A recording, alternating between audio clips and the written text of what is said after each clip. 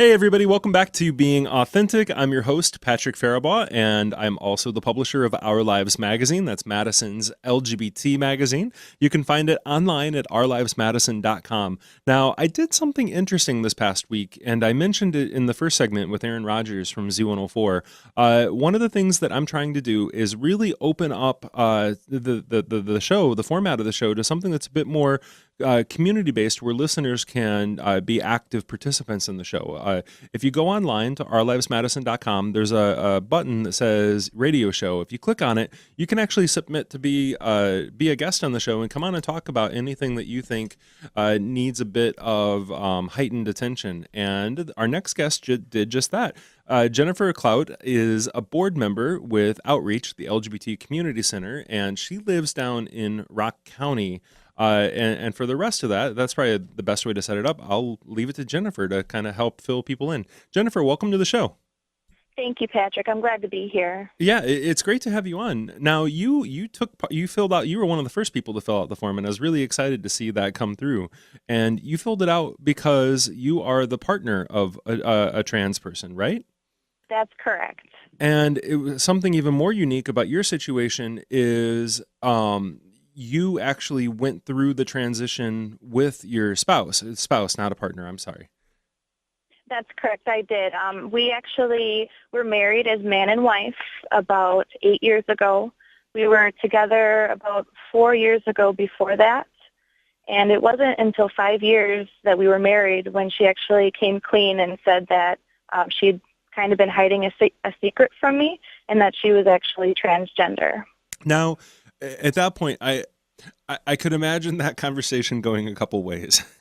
And one of the things that I would wonder about is, did you have any idea before, or was this something that just caught you by surprise? Did you already have some connections to the LGBT community, or was this an entirely fresh new chapter to your lives together? It was quite the surprise. I don't notice things very easily, so if there were any hints, I didn't get them on my radar. And to be honest with you, I had nothing to do with LGBT community before that moment. She came out, and it was kind of a desperate situation for her.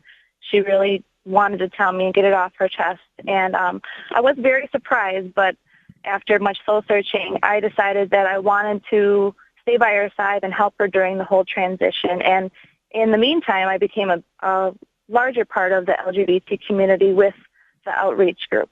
Yeah. Now, I'm curious, you say soul searching, but I think that's got to be a very dynamic and layered kind of personal process to go through. What are some of the things that you have to look at about your own life and some of the choices you have to make, and what kind of compelled you to make one choice over another?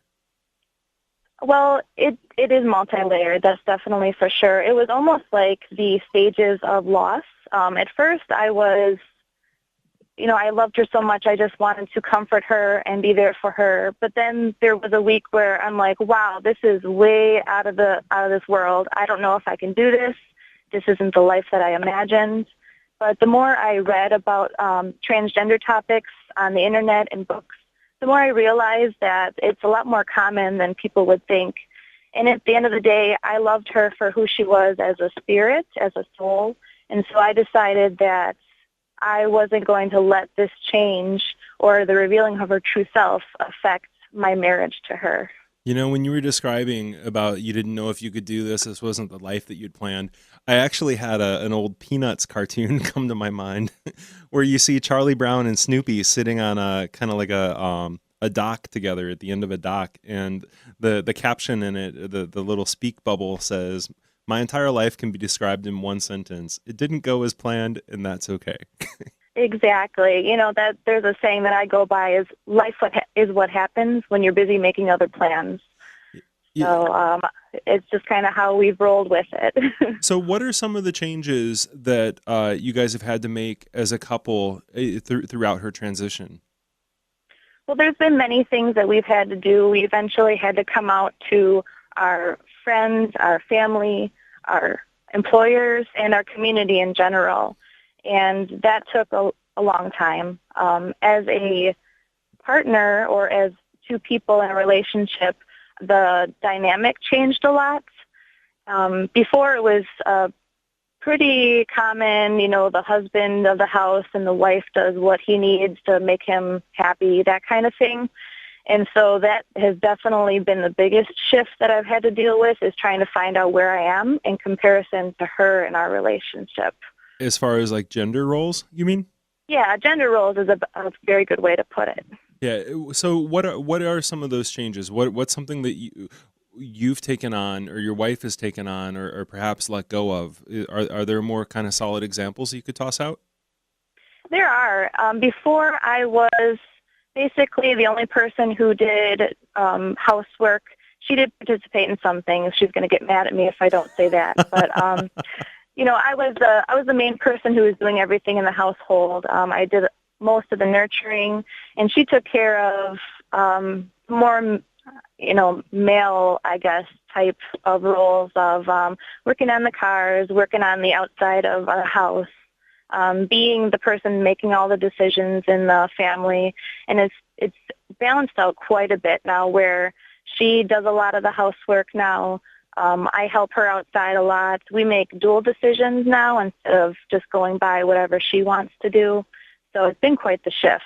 Yeah. So if you could go back, one of the things I always like to ask people, especially when I'm sitting down to talk to them about any writing they're doing for Our Lives magazine, is if you could go back to your younger self, or your past self, now that you're where you are today, what advice would you give that person? I would say that life isn't always what you make of it, and your view on things doesn't mean the rest of the world has that view. And the world is a lot bigger and broader than you can even imagine.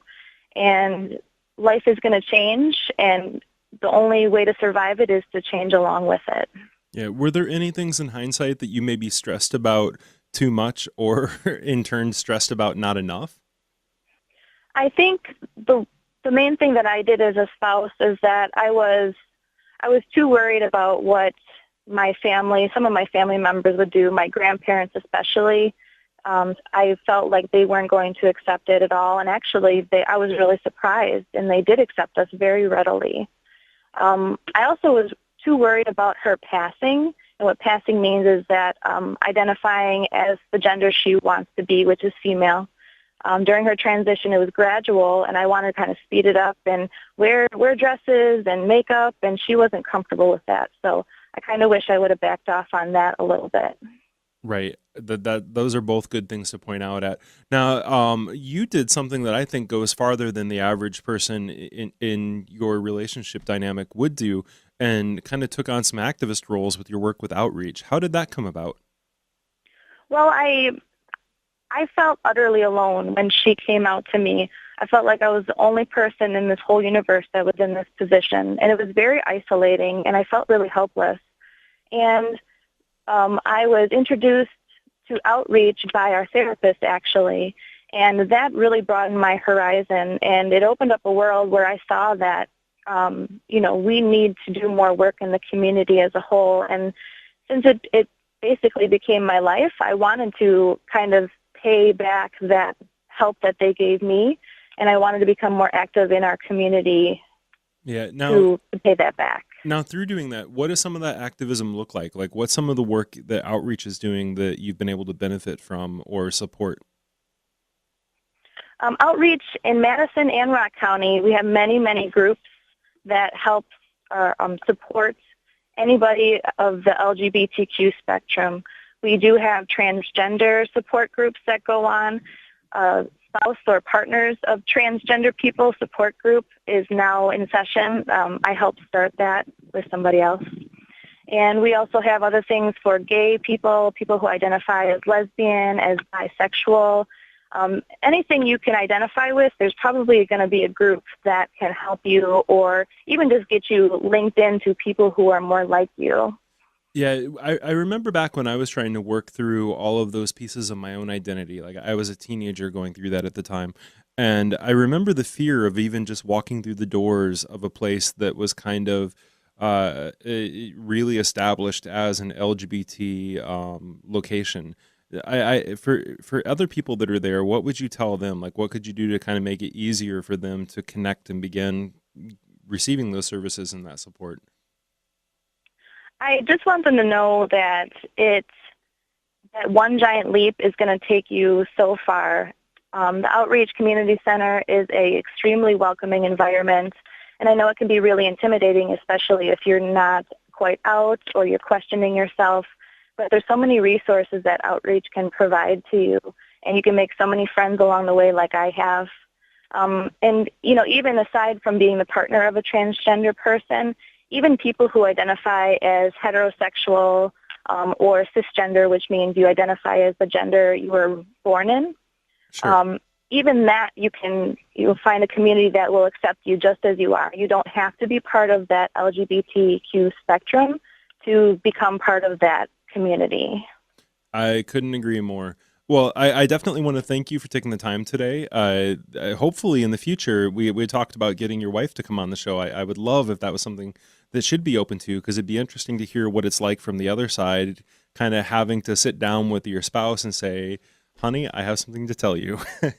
Yes, it's quite the story, and I hope she can make it on too. Yeah. Well, thank you again. And I maybe fill out the form again. I'd love to have you back on again in the future and check in on, as your relationship progresses, kind of where it takes you.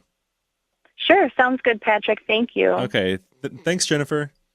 Okay. Okay. Now, like I said, coming up next, we've opened things up to allow guests to be a part of the show. We have Charlotte Easterling, who is a yoga instructor that's taking a group of students to Costa Rica. So stick around for that, and we will be back really soon.